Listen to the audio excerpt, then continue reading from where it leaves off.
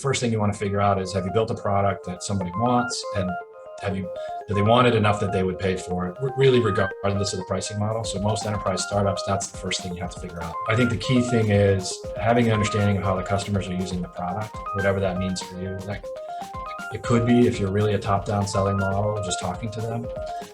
In most models, though, instrumenting your product so that you understand what users are doing. If your cost model and your pricing model don't match up, it's going to be really problematic down the road.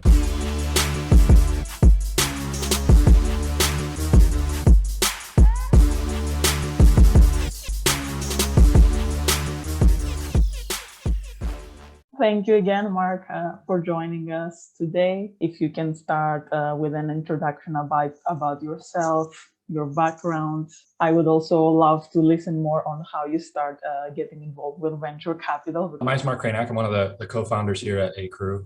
My background prior to being a VC, I was a software executive in security companies for a lot of years. The longest stint was about 13 years at a company called Imperva, which was really a great ride from Series A to IPO and beyond. And that's actually where I met my co-founder, Teresa Gao, who was on the board as a Series A investor at Imperva. So actually, the reason I met her originally is I was trying to think about whether to go into VC or go in, be an operator at a company. And she kind of counseled me to go be an operator first. I thought it would take about 5 years, and then I would come back and maybe get into the VC world. It took 13, but it ended up with the same result. And actually, when I came here, 13 years later, with the team I'm working with now, I came as an EIR, which entrepreneur in residence. I had an idea to start something in the identity space, but decided rather than do that, I really liked the way that I get to work with companies as an investor, as a board member. And so I went full-time as an investor not too long after being an EIR, and decided, instead of founding that idea in the identity space, to maybe find a few companies that are doing some similar things. And we made some investments we're pretty excited about. So that's kind of how I got involved in venture. And my role, I do spend a lot of time working with our companies. I owned pricing for the whole time I was at Imperva. And at first I was unhappy about that. When I first had to do it, I was like, oh no. And my point of view changed on it over the years, because we had some really interesting, situations where we had customers that liked the product, wanted to use it a certain way. They were using it, but they weren't using it as much as we thought they could. And it turned out the reason was pricing. We had a pricing model that didn't match the way they were charging their customers for the stuff that we were jointly offering. And it was really a watershed moment for me with one particular customer. We changed the pricing model and we tripled the business in 1 quarter with that customer. If you can share us from your experience also, as you experienced within your business pricing issues before, but also as a VC, if you can let us know why pricing is so important, and how would you define a good pricing strategy? If your pricing model presents friction to the customer, something that they can't approve, or that they can't buy it a certain way, a lot of times they need to buy it as an operating cost, not a capital cost, or maybe vice versa. It can really slow down your go-to-market motion. So that's why I think it's important, is that you want to make it so that the customer can acquire the product in a way that's harmonious with their business. And if they can't do that, they probably won't do that. And so that'll hurt your business. It isn't usually the first thing you do. The first thing you want to figure out is, have you built a product that somebody wants, and do they want it enough that they would pay for it, really regardless of the pricing model? So most enterprise startups, that's the first thing you have to figure out. Do you have enough of a fit that people want it? And it's probably right around that time that I would normally say start thinking about pricing. And how about the strategy, for example? Can you, from your personal experience, list a few steps? As you said, it's not the first thing a startup should think about pricing, but more about the product itself. But once everything else is set up, how would you suggest, the pricing strategy to start? Yeah, one thing I think it's really important to understand is what really is your cost model, because everything else I'm going to talk about is going to be talking about how do you listen to the market and what the customer wants, and what are the indicators of value for those customers. But in the end, if your cost model and your pricing model don't match up, it's going to be really problematic down the road. So I think having a good understanding of what really drives your cost of delivering the service or the product, so that you can understand, and ideally your pricing model scales somehow in relationship to that. Or if your cost model is low enough, there's a chance it might not matter. It depends really on your cost model. But I think if you don't understand that and what the drivers of cost are going to be as customers adopt and as they scale their usage, I would start there so you understand. Sometimes, some people are facing difficulties, when calculating the costs and also ending up on pricing.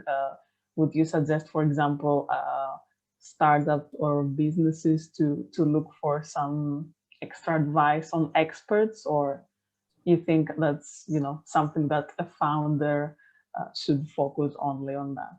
I think for most startups that's actually not critical. It's probably more of a blunt answer or a coarse answer. Like, you don't need to be fine-tuned. I think a lot of the like really deep analysis pricing consultants that I've talked to and worked with, they're really more about much more mature spaces where you're really trying to design around optimizing every last dollar. Sometimes we see businesses, after getting a good amount of customers, that they decide to reprice their products. I mean, of course, this can mean decrease sometimes, but it can also mean increase, and might be for some personal reasons, such as increase of staff, for example. So cost needs to go higher on the product.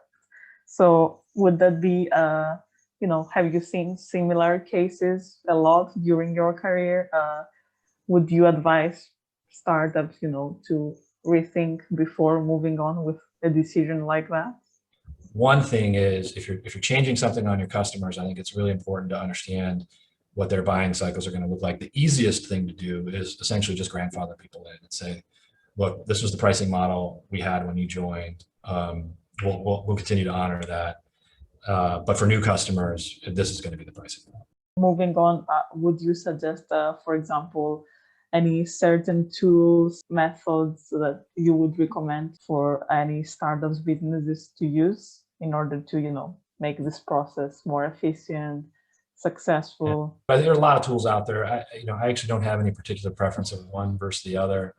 That I think the key thing is having an understanding of how the customers are using the product, whatever that means for you. Like, it could be, if you're really a top-down selling model, just talking to them. In most models, though, instrumenting your product so that you understand what users are doing, what parts of the product they're using, what parts of the product they're not using, when are they having problems.